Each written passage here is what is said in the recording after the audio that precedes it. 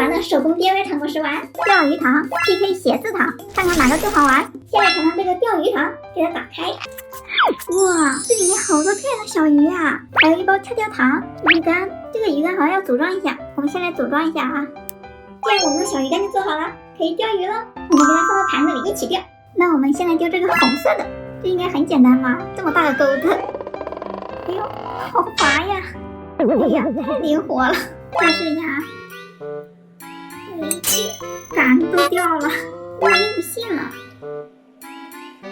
这看着简单，还真不好钓啊！感觉这个地方太滑了，好灵活。哎，我们换一个，这也勾不住。我们这样钓，诶，有希望！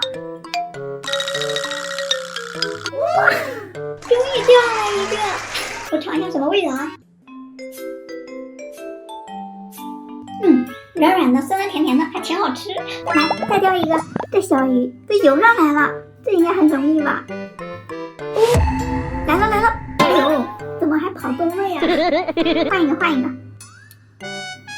哦，上来了上来了！又钓上来一个，还是这个红色的。这是我们在上面撒的跳跳糖，再来尝一下味道怎么样？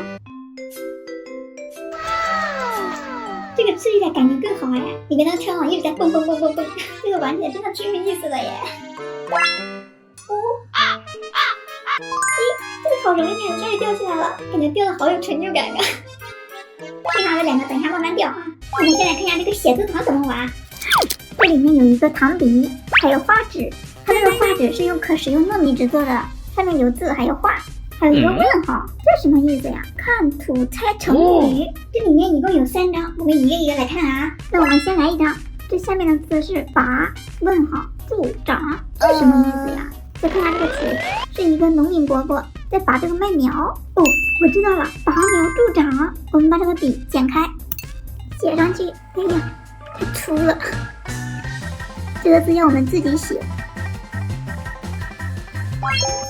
写好了，尝一下什么味道啊？入口即化。这个糖吃起来有点酸酸甜甜的。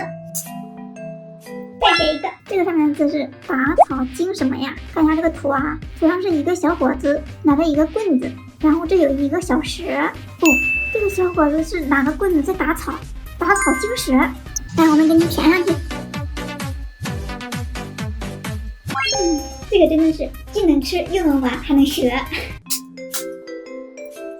最后一个，看看这个是什么啊？这个上面的字是百什么百中，这是什么成语啊？上面的图画是一个小伙子拿着一个弓箭，这有一个靶子，这在射箭，这是什么成语啊？百什么百中，好像没听过呀。百试百中也不对呀。哎呀，真想不到呀，小伙伴们，你们有没有知道的？